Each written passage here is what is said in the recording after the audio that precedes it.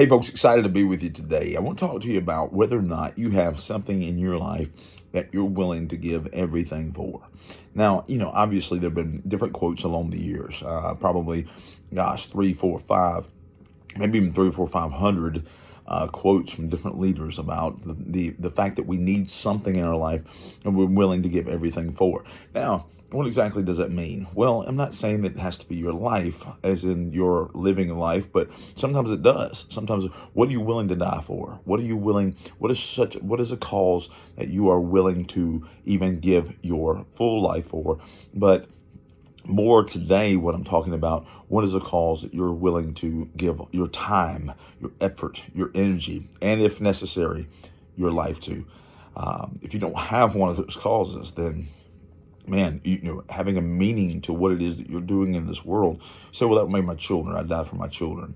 Or someone would say, well, I would die for this country.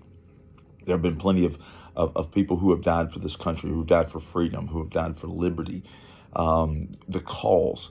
Now, as Christians, it ought to be crucial, and it ought to be one of those issues that we would give everything for, to spread the gospel, to teach others about Jesus. Because, now listen, here's the thing about this.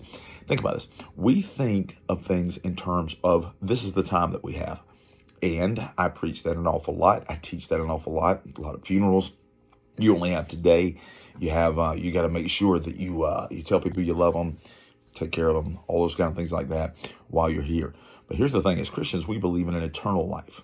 All right, that everyone is going to have eternal life. The question is where. So maybe it is that we ought to be giving our lives to making sure that others know about Jesus, know about his finished work on the cross, know about what he's done for us.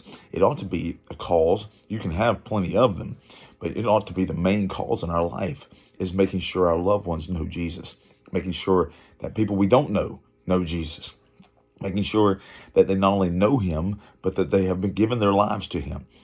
And it ought to be a cause that we're willing to give our lives for. In fact, there may be a day. In fact, there will be a day. We get to Revelation, we read that. But there have been days in the past that have been days where they had to make a decision on whether or not they were going to follow Christ, or they were going to follow government, follow Christ, or follow another religion. And they had to give their lives because they decided, I'm going to follow Jesus.